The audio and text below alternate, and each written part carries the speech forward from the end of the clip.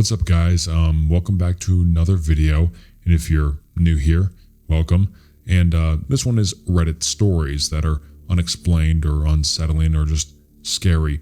Whether you think Reddit stories are cool or not, it's definitely worth it listening to these stories because they are so scary and just worth the listen. So welcome. Sit back, relax, subscribe to the channel. So yeah, let's get into this first story.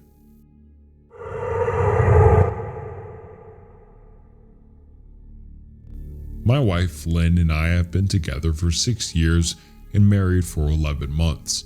Our entire history together has been very normal, and never once have I noticed anything weird behavior or red flags. I can't stress enough how out of character this whole thing is for her. Lynn is very kind, intelligent, and thoughtful. She's always been the no-nonsense type of person. Being childish or trying to scare me is not something she'd normally do. She doesn't even like watching horror movies. When we first started dating, she agreed to watch The Shining with me because she knew how much I loved horror. She was so scared that she didn't even make it through half of the movie before we had to turn it off. She isn't into anything creepy and has never been into pranks. It's just not her cup of tea, and that's fine, but that's what's so strange about this. It's just so unlike her.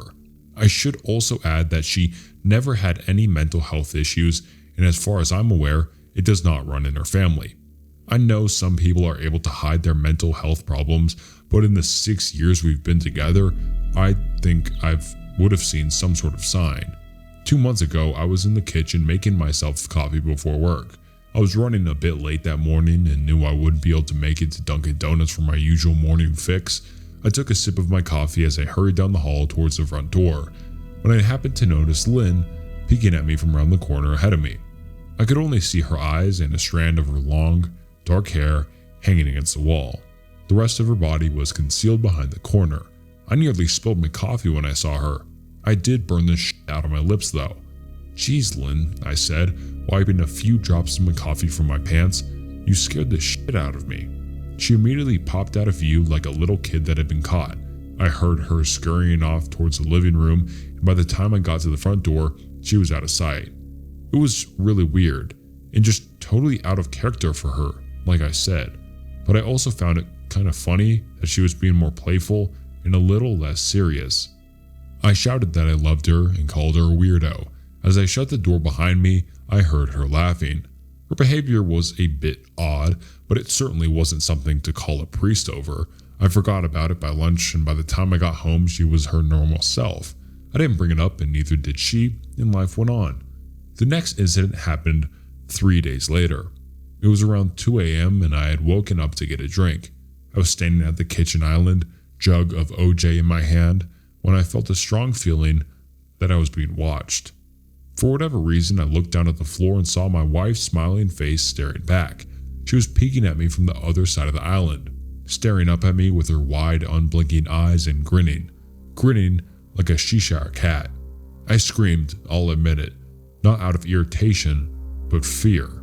For some reason, at that moment, I was scared. At the sound of my scream, Lynn scuttled backwards out of my view, her hands and feet smacking the tile floor as she hurried out of the kitchen on all floors. I didn't run after her or even yell at her.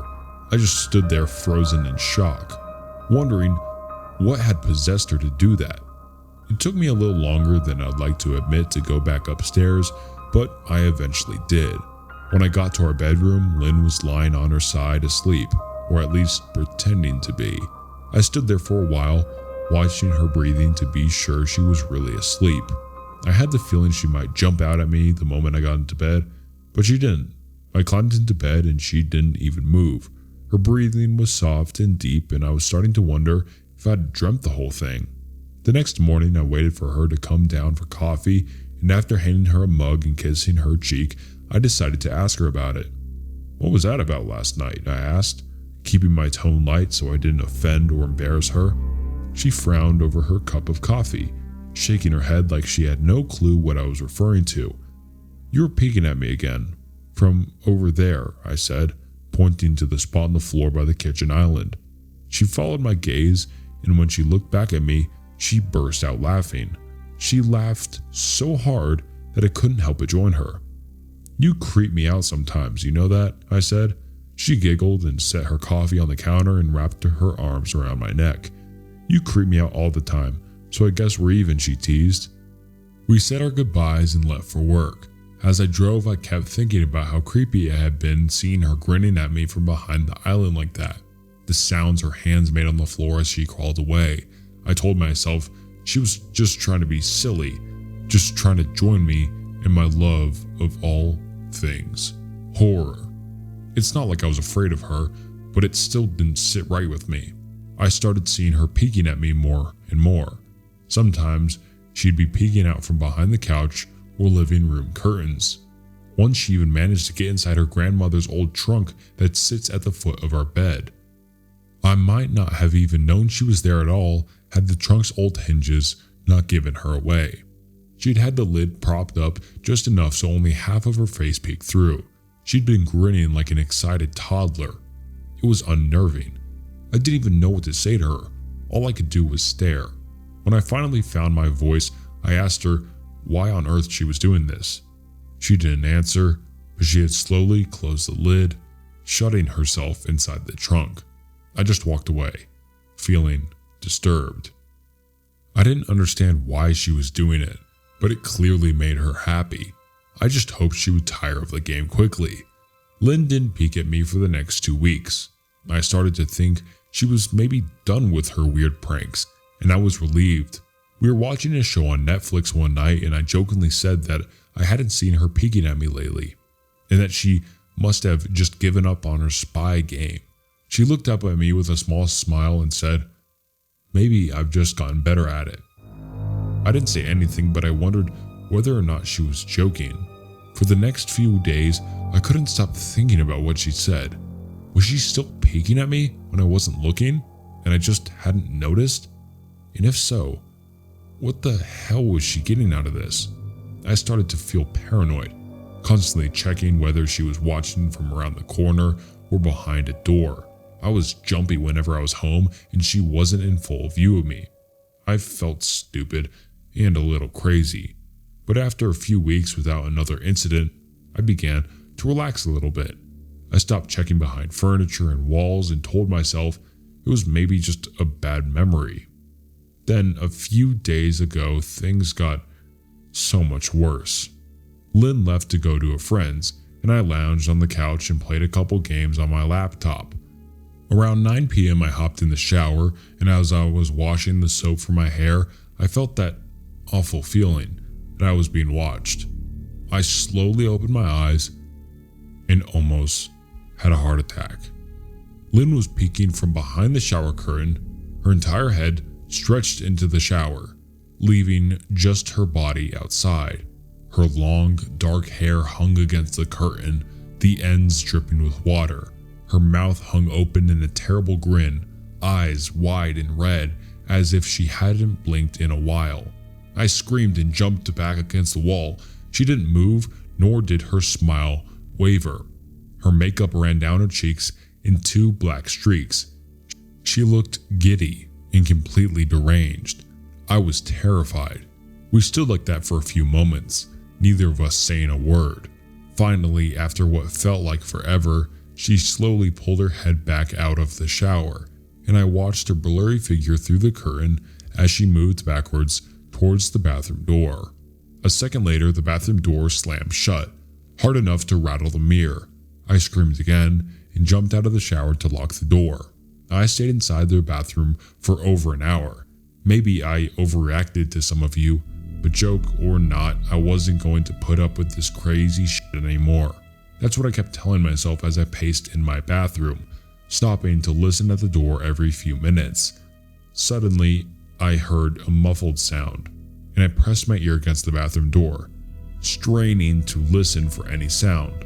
I couldn't hear anything, but I envisioned Lynn standing on the other side of the door, giggling at her joke. I felt a surge of anger. I was beyond pissed at being made to feel scared in my own house and made to hide in the bathroom for an hour. All for what? Some joke? If it was a joke, it was an awful one. What the f Lynn," I snapped. "This shit is getting crazy fucking annoying." I waited for her to apologize or to call me a jerk, but instead I heard a faint moan. So quiet, I wondered if I heard it at all, and then complete silence. "Lynn?"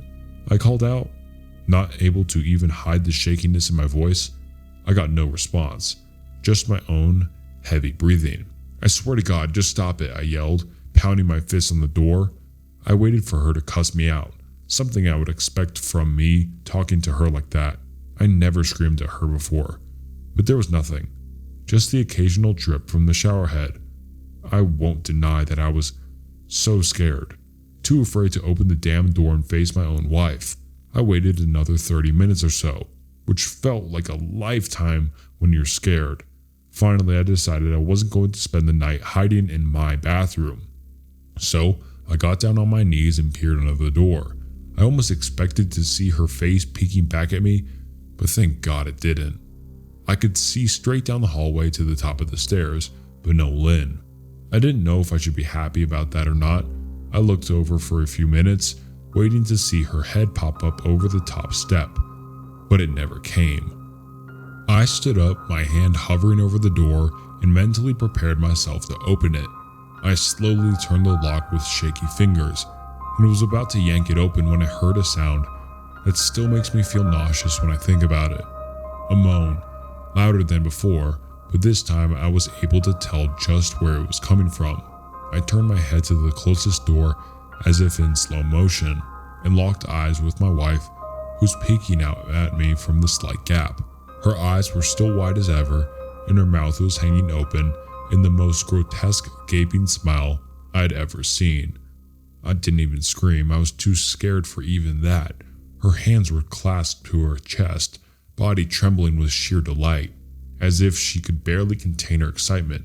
A short, raspy moan bubbled up from her throat, deep and raw, sending a shiver down my entire body. Somehow I found the ability to pull the bathroom door open and ran as fast as I could all the way down the steps, snagging my keys and phone from the table in the living room before running outside to my car. I could hear her shrill laughter behind me, but I didn't even hear her getting closer.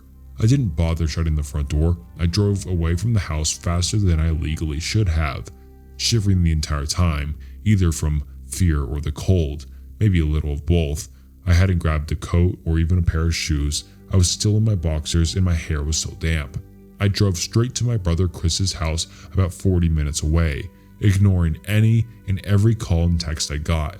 I didn't check my phone until I was safely parked in my brother's driveway. Lynn had called 4 times and sent a flurry of texts, all wondering where I'd gone and why I left like that. I threw my phone at the dash in a rage, furious at her nonchalant attitude. My brother and his wife were surprised to see me, especially dressed in just a pair of boxers, but told me to stay as long as I needed to. Chris lent me some clothes and asked me what had happened. I told him Lynn and I had a fight, but didn't get into the details. I didn't want him to think I was overreacting, leaving my wife over a prank, even if it was a strange one. I mean, hadn't I encouraged her for years to lighten up instead of being so serious all the time? I had wanted her to relax and loosen up, but this was definitely not what I had in mind. I tried to sleep on their sofa, but my brain wouldn't let me sleep. Every time I closed my eyes, I saw Lynn's face staring at me from inside the closet. Knowing she'd been in there with me the entire time made my skin crawl. She'd never left the bathroom at all. Instead, she slipped inside the closet and slammed the bathroom door shut to fool me. The mere thought of going back home gave me anxiety. I tossed and turned, unable to sleep. Chris ended up giving me a sleeping pill, so I was able to get a little rest. My sleep was filled with terrible dreams, all of Lynn's smiling face. I woke up just as the sun started to rise. My sore body ached from the sofa, and I felt drained. I knew I'd have to call Lynn at some point, but I didn't know what to say to her. I wouldn't be going home unless she gave me her word she wouldn't do any more creepy shit. I just wanted my wife back. Her normal, serious self never looked so good to me. I was contemplating calling her and telling her that when that familiar feeling came over me. I was being watched. I was staring at the ceiling, my heart in my throat. I didn't want to look away, but the longer I ignored the feeling, the worse it got. My eyes drifted away from the ceiling almost on their own. Her face was pressed up against the window beside the couch, staring down at me with that same gaping smile. Drool dribbled down her lips, leaving 2 long streaks down the glass. I didn't know how long she'd been there, but something told me she'd been there quite a while. Possibly all night long. I didn't bother screaming, though I was afraid anger trumped any fear at that moment. I jumped from my couch and pounded my palm against the glass. "Lynn, are you crazy? What the hell's wrong with you? Just go home," I shouted. "Now." She didn't move, and her ghastly expression never changed. If anything, her smile only grew, as if she had never been more elated. I could hear Chris and his wife moving around upstairs, as if Lynn could hear them from her place outside. Her head twitched slightly in their direction, and she began to close her mouth slowly. Chris called my name from upstairs, obviously concerned. I turned to him and his wife Rebecca hurrying down the steps. When I turned back to the window, Lynn was gone. The only sign she'd been there at all was the 2 streaks of drool still dripping down the glass. I tried explaining to Chris and Rebecca about waking up to see Lynn watching me through their window. They were skeptical. Who wouldn't be? Chris and I went outside to the spot in front of the window, but there were no footprints in the dirt, just a slight indent. Animal probably, Chris guessed, and I didn't argue. He and Rebecca assumed I dreamt the entire episode, but they didn't understand, and I was too tired to explain it to them. I called out of work that day and turned my cell off. I didn't want to face Lynn. Just talking to her was too much for me at that point. I really started to believe something was irreversibly wrong with her, that no matter what promises she made, we'd never be the same again. The thought saddened me to my core. I cried most of the morning. By noon, I figured I was ready to confront her, give her one last chance to explain herself. I could at least give her that after 6 years, I told myself. I turned my phone on and saw the dozens of texts she'd sent, all from a seemingly concerned wife, such as, "Can we talk? I love you. Please call me. I'm really worried. Can you answer? Just come home." And more of the same. All texts telling me she loved me and she wanted me home. How worried she was. Not a damn one addressing the crazy shit she pulled on me. Like she hadn't just been acting like a character from a Stephen King book. Even her texts were different. She normally texted novels just to tell me to pick up a loaf of bread. You'd think she'd have more to say to me after her bizarre shenanigans. I know it probably seems childish to some of you who are miles away from the situation, but if you saw the way Lynn had looked at me, how she scampered away on all fours like some wild animal, grinning at me from inside the closet like a lunatic, then I think you'd find my reaction was warranted. I ended up staying with Chris and Rebecca for another night. I didn't wake up yesterday until afternoon, and thankfully, I didn't see Lynn's face watching me through the window. I didn't want to pry because it's not my place. "But is this fight something that can be mended?" Rebecca asked. She'd made us both a sandwich for lunch, and I knew she wanted to breach the subject without seeming to be nosy. "I don't know, she's like a different person," I said, choosing my words carefully. I still wasn't ready for her or Chris to know the full extent of the batshit craziness I had been dealing with. People change, man, but she's still the same woman you married. Maybe you both just need to talk through your issues. "Whatever's going on, I'm sure it can be fixed," she said, ever the peacemaker. "I think it's beyond that now. I don't think talking would help. I just don't trust her," I said. The words stung in my heart. I missed and loved my wife, but how could I live with something like that? Living in constant fear didn't sound too appealing. "Lynn loves you. She has to be absolutely crushed," she said. "I don't know about that," I said. "Well, she certainly seemed like it to me. I've never seen her so upset. Very much unlike the Lynn I know," Rebecca said, shaking her head sadly. It took a full minute for for her words to really sink in, and when they did, I felt dread warming its way through my skin. "Wait, what do you mean? You saw her? You saw Lynn?" I asked, my mouth suddenly dry. Rebecca nodded casually, as if that fact wasn't nightmare fuel. Maybe for her it wasn't. "She stopped by this morning just after Chris left for work," she said, cleaning the plates from the table. "I didn't see her car though. Maybe she took an Uber or something." "Beck, what did she say?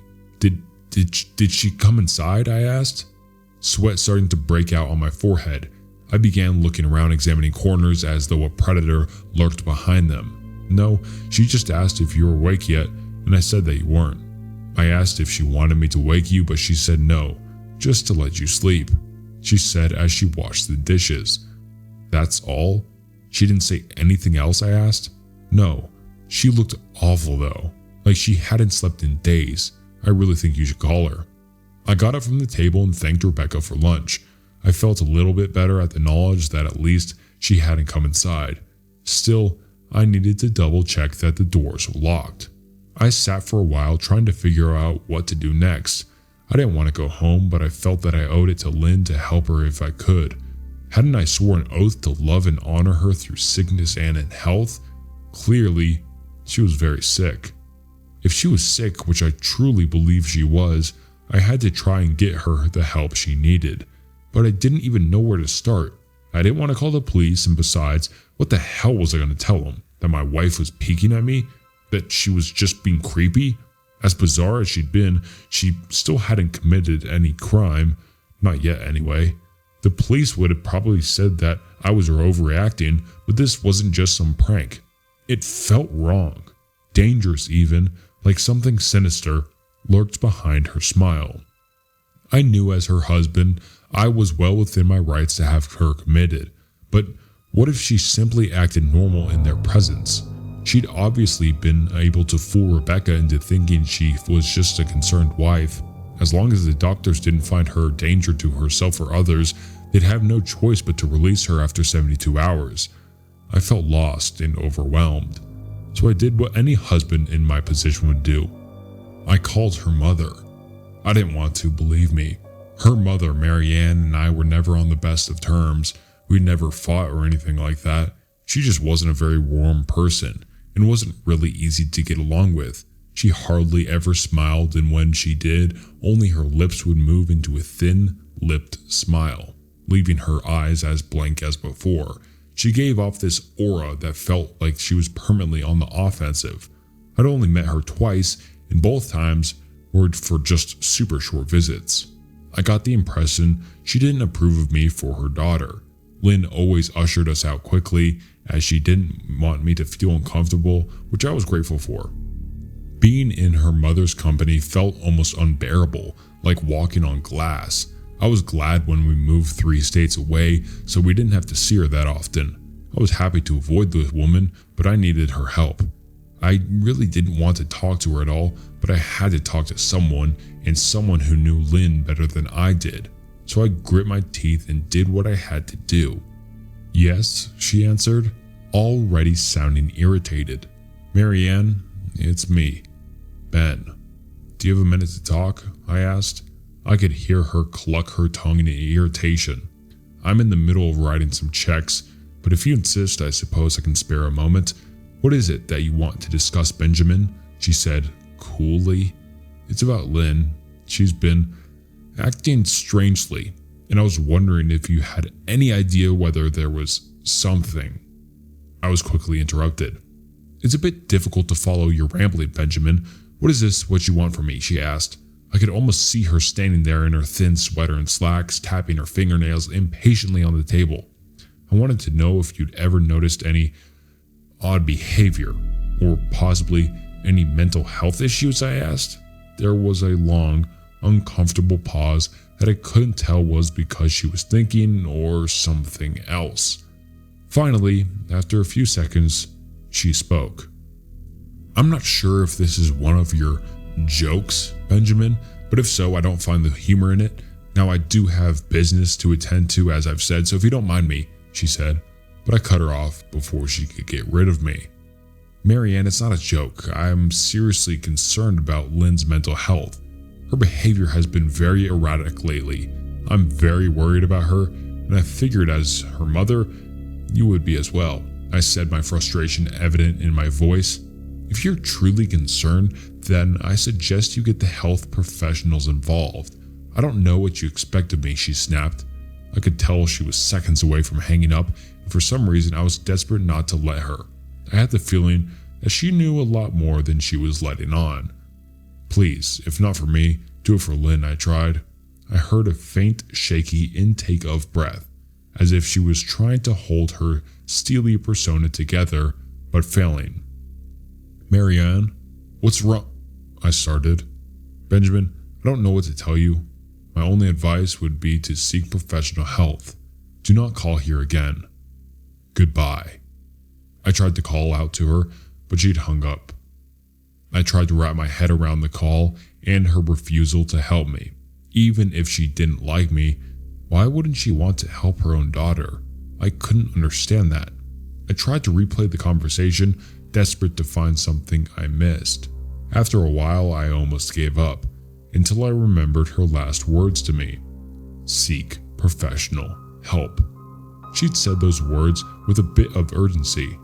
I could have just been grasping at straws, but no, I was sure her voice had changed ever so slightly when she'd said that, as if they were very important. What had she meant?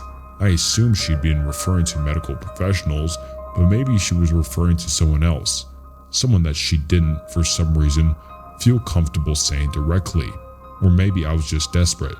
I waited for Chris to get home, and after a very long and exhausting conversation with him and Rebecca, I convinced them that Lynn truly needed psychiatric help. I didn't tell them everything though. I wasn't prepared to go into it yet, but I told them about our last encounter, how she hidden in the bathroom, peeking at me from the closet. They were obviously shocked, but thankfully they believed me. They too just wanted to help her. Still, they didn't think it was all that serious. Weird, maybe not dangerous. They just kept saying that Lynn had to be playing some kind of weird joke. Maybe for YouTube, Rebecca offered, if only half-heartedly. Chris didn't think we should involve the police just yet. He offered instead to go with me, and I readily accepted. He reasoned that calmly talked to her, tried to coax her into going willingly was the best recourse. I agreed to do it his way. At least I wouldn't be going into that house alone. We drove over this morning just after breakfast. There was no way I was going in at night. When we pulled into the driveway, my stomach began doing somersaults. Her car was not there, but I still didn't let my guard down. The front door was ajar, and for a split second I thought we'd see her eyes staring through the gap. I was shaking and starting to sweat.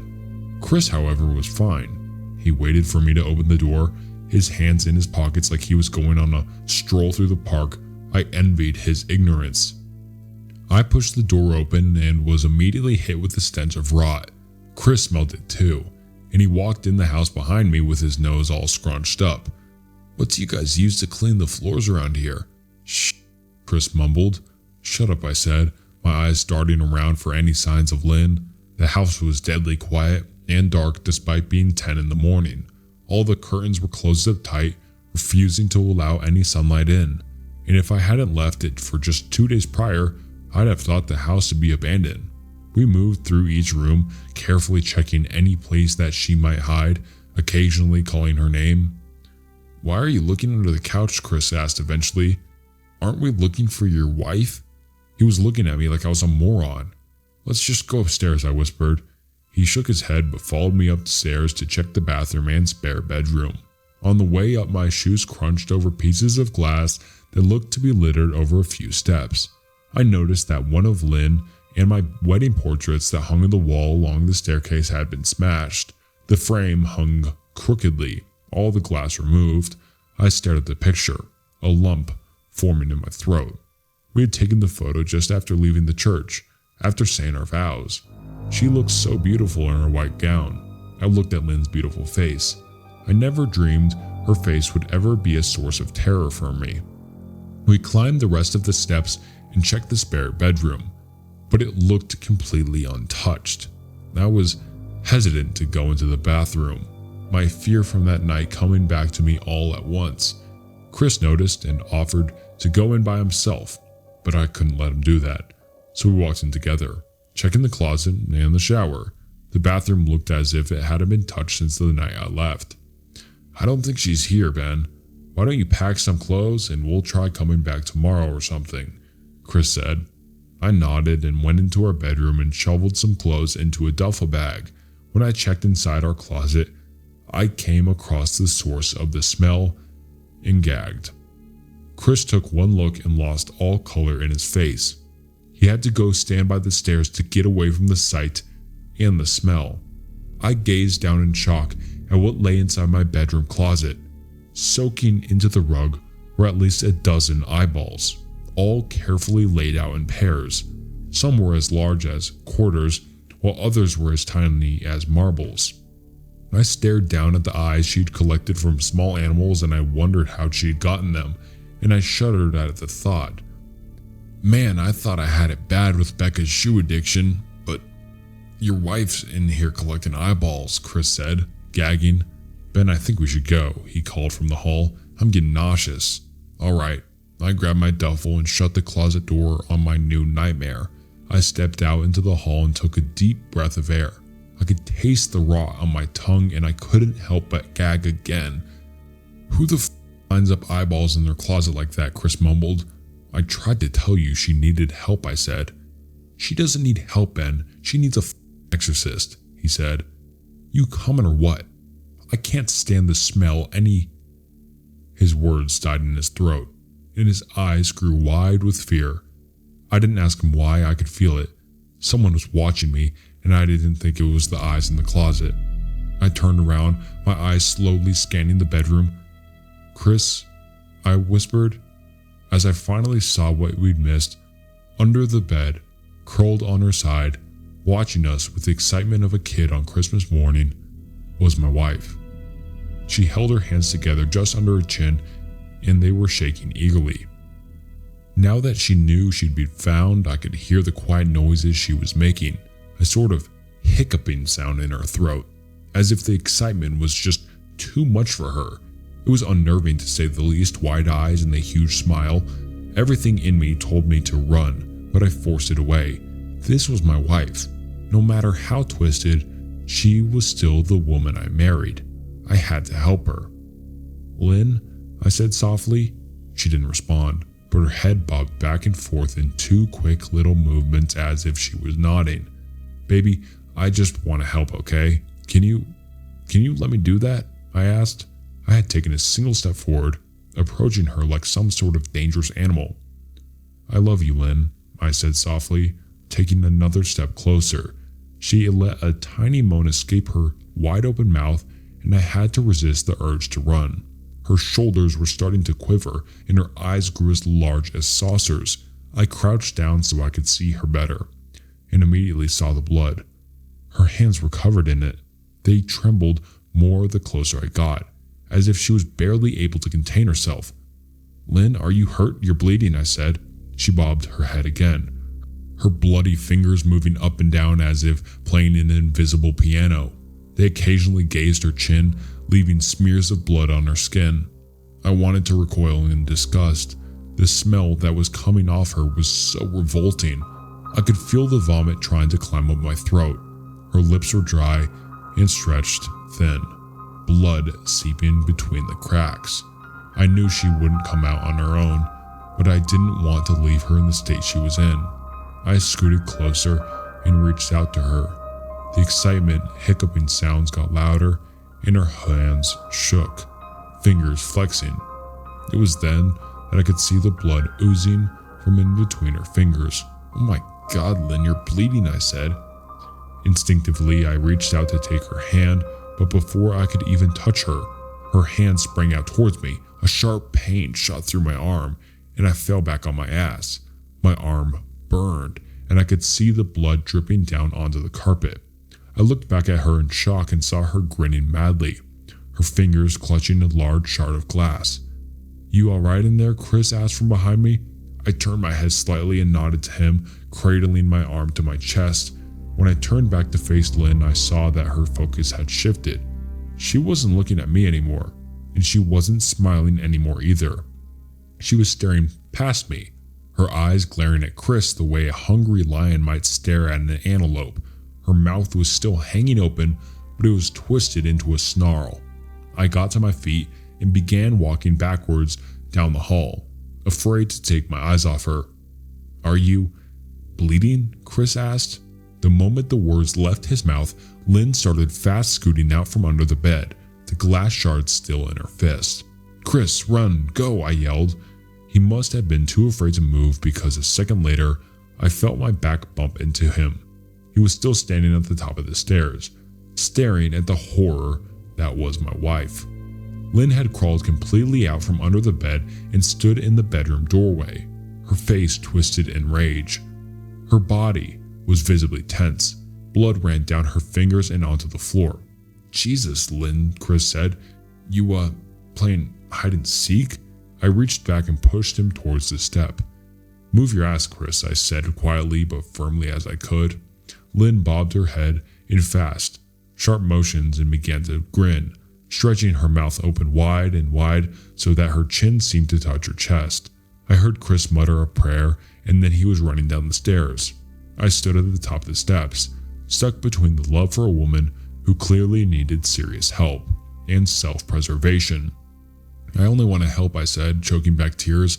Her eyes focused on me once again as she slowly lifted the glass, holding it out in front of her, and then she started sprinting towards me, grinning with utter excitement.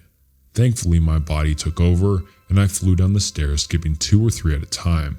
I made it to the front door before I felt it reach onto my back, wrapping her arms around my neck, her open mouth next to my ear so that I could hear those terrible hiccuping sounds up close. I shook her off me, knocking her to the floor. I felt a searing pain in my back as she went, but I tore open the front door and bolted to my car. Chris was standing in the front yard, talking on the phone with the police. I didn't say a word. I just ran to my car and jumped in. Chris took the hint and followed me, still on the line with 911. I watched the rear view mirror, sure I'd see her there, running after us, but I never did. I went straight to the ER and got 11 stitches in my arm and 3 on my back. The police asked a lot of questions and went back to the house to do a search, but of course, Lynn wasn't there. They advised me to stay with a friend or relative for a while and to file a restraining order as soon as I could, but none of those things would matter. Somehow, I just knew. I dropped Chris off at home and went to a motel an hour away. I wanted to put as much distance between me and Lynn as I could. This is where I've been for the past 4 hours. I thought maybe the police would find her, maybe they'd get her the help she desperately needed, but now I don't think so. Because 40 minutes ago I got a text from an unknown number. Just 3 words. "I found you." And a picture attached. The picture was dark and grainy, but I instantly knew what it was. There was no mistaking my wife's eye. I started typing this out immediately after. I don't know what to do. I'm alone and scared, and I can't help but feel that I'm still being watched.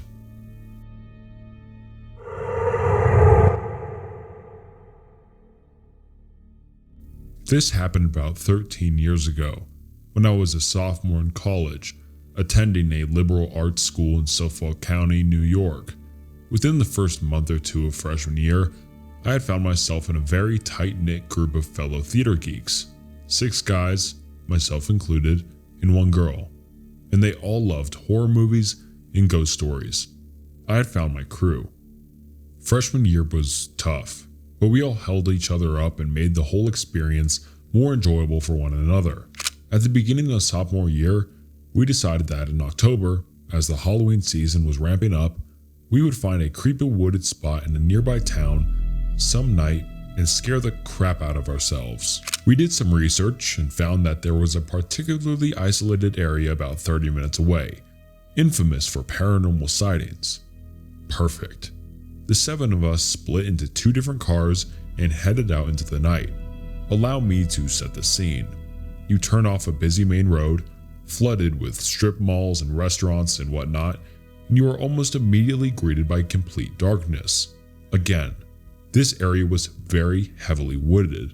It was essentially a large web of winding roads surrounded by trees, very few streetlights, and very few houses. Without a GPS or a good sense of direction, one could easily get lost in there. We all made sure to have fully charged phones and flashlights, just in case. But the goal was to keep driving until we collectively decided to pull over and go exploring. So per the directions, we made a left off the main road, driving for 30 minutes or so into this dark network, picking directions at random, just getting intentionally lost.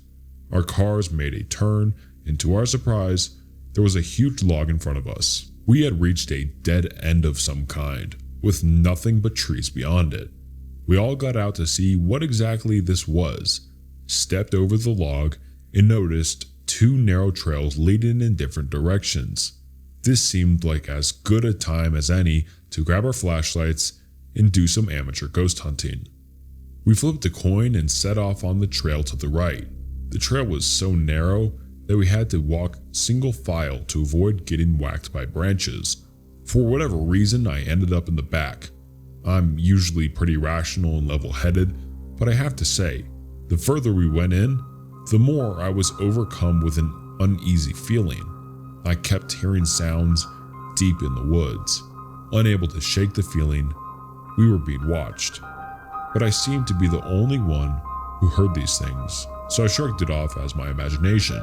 And in any case, the whole point of us being there was to get scared, not to mention the fact that we were 7 able-bodied college students. What would we come across that could take us down? We headed down this trail for about 20 minutes, and just when I thought it would never end, we came to a massive clearing. And I mean massive. It was a large, open field of unkempt grass, comparable in scope to a golf course, but not nearly as well manicured. Trees surrounded the entire field, which was so large, we could not see the end of it from where we were standing. I was thrilled to get out of that narrow trail, but I don't think any of us were expecting to find an area so vast. One of us looked to the right and said, "Hey, check that out." We all turned and there was an old, dilapidated house several hundred yards away. The house was completely dark, with no cars or signs of anyone actually living there. We walked over and shined our flashlights at it, and sure enough, the windows and doors were all boarded up. I managed to peer between the boards on one of the windows, and what I could see was an old white couch covered in plastic, but an otherwise empty room. Whoever used to live there, they were long gone. Because there was no way in, and because we all felt sufficiently creeped out by the house anyway, we decided to walk closer to the trail we had come in from, have a seat in the field, and figure out where to go next. We walked towards the narrow trail, but before we could sit, my friend Mark stopped what he was doing. His expression dropped, and he pointed. We all turned, and on a very far side of the field, directly across from where we had come in, we could see someone tall, lanky, and pale, dancing among the trees. And by dancing, I mean it was skipping around, grabbing a tree, swinging around it, and then doing the same to another tree. Basically a do-si-do. The moon was so bright and the woods so dark, it actually took a second for us to really understand what we were looking at. Jay, the 6'4" skeptic of the group, wasn't seeing it. I leaned into him, pointed in that direction, and said, "Jay, look where I'm pointing. Don't you see that?" He squinted a bit, and the second that he saw it, he gasped with everything he had, clutched my arm, and whispered, "What the fuck is that?" What happened next sent shockwaves through all of us. Whoever this was, they stopped dancing, looked in our direction, and started charging straight at us. Without even thinking, we freaked out and ran back to the trail. Yet again, Jay was the only one who didn't see what was happening. He shouted after us, "Guys, what is this? Where are you going?" After about 15 seconds of running like hell, I heard Jay scream, "Holy shit!" I looked back and saw his flashlight following the rest of us into the trail. While the walk into the woods took about 20 minutes, we made it back to our 2 cars, hopped in, and were peeling away and closer to 5. Once we were a safe distance away, we pulled over, got out, and checked in with each other about what just happened. My heart was pounding, and I know everyone else was feeling the same way. Nearly 15 years later, we are all still friends, living in different states, yet keeping in touch through marriages, divorces, children, etc. But occasionally, out of the blue, one of us will send a group text to the others with something to the effect of, "The woods. That really happened, right?" It most certainly did. That experience is always in the back of my mind, and I'm pretty sure it always will be. Here's the thing that still resonates with me about that night. Whoever that was, they were dancing maniacally in the woods at 1 in the morning, and then ran directly for a group of young adults, not at all fazed by the fact that they were severely outnumbered. Did he know we were there from the second we parked? Was he the sound that I kept hearing when we walked the trail? Whatever the case may be, when he came for us that night, you can be sure none of us wanted to stick around and see what he was truly capable of. And alright, that wraps up the unexplained, weird Reddit stories. I don't know if this will get any views at all. I don't know if you guys will enjoy this at all, but I enjoyed the stories I chose. Not a lot of input on my end. I'm just reading stories, but I really hope you enjoyed it nonetheless, because I think this is definitely interesting. Let me know if you'd like to see any videos like this in the future, because I think they're just a lot of fun, because some of these stories are just so interesting and creepy and just so well put together. Whether they're real or not, I think it's still worth the read and still worth the listen. So yeah, if you're still watching, we're almost an hour in, consider subscribing and liking the video for more. And yeah, thanks again for watching the video, and until next time, see ya.